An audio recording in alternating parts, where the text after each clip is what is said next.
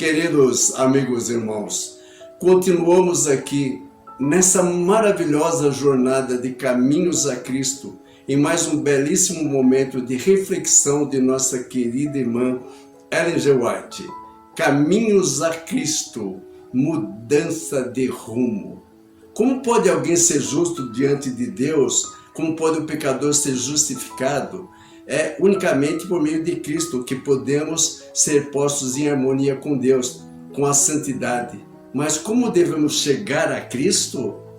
Muitos fazem a mesma pergunta que fez a multidão no dia de Pentecoste, quando convencidos do pecado chamaram: "Que faremos?" Atos 2, verso 37. A primeira palavra da resposta de Pedro foi: "Arrependei-vos." Atos 2, verso 38. Noutra ocasião, logo depois, disse: "Arrependei-vos e convertei-vos, para que sejam apagados os vossos pecados." Atos 3, verso 19. O arrependimento compreende tristeza pelo pecado e afastamento do mesmo. Não renunciaremos ao pecado enquanto não reconhecermos a sua malignidade, enquanto dele não nos afastarmos sinceramente. Não haverá em nós uma mudança real da vida. Muitos aqui não compreendem a verdadeira natureza do arrependimento. Multidões de pessoas se entristecem pelos seus pecados, efetuando mesmo exteriormente uma reforma, porque receiam que seu mau procedimento lhes traga sofrimentos. Mas não é esse o arrependimento segundo o sentido que dá a Bíblia. Lamento antes os sofrimentos do que o próprio pecado. Tal foi a tristeza de Esaú quando viu que perdera para sempre o direito da primogenitura.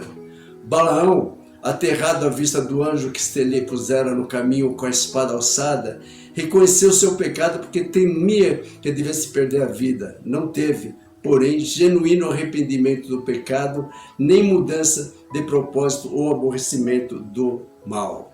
Judas Iscariotes, depois de haver traído os seus senhores, clamou: "Pequei, traindo sangue inocente." Mateus 27, verso 4.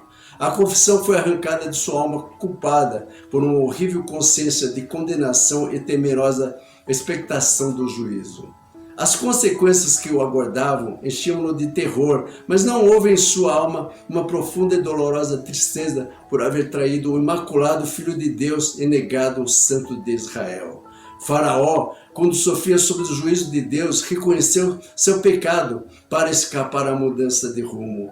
E castigos posteriores, mas voltavam a desafiar o céu apenas suspensas as pragas.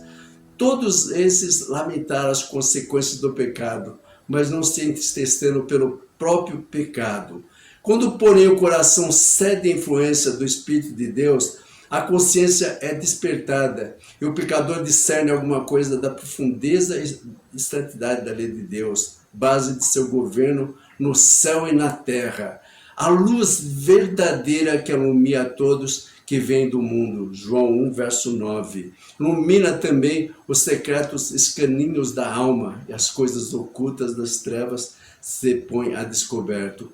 A convicção se apodera do espírito da alma. O pecador tem então uma intuição da justiça de Jeová e experimenta horror ante a ideia de aparecer em sua própria culpa e impureza perante o perscrutador dos corações. Viu o amor de Deus, a beleza da santidade, a exaltação da pureza, ansia por ser purificado e reintegrado na comunhão do céu. A oração de Davi, depois de sua queda, ilustra a natureza da verdadeira tristeza pelo pecado. Seu arrependimento foi sincero e profundo, não fez nenhum empenho para atenuar a culpa, nenhum desejo de escapar ao juízo que o ameaçava lhe inspirou a oração. Reconheceu a enormidade de sua transgressão, viu a contaminação de sua alma, aborreceu o pecado.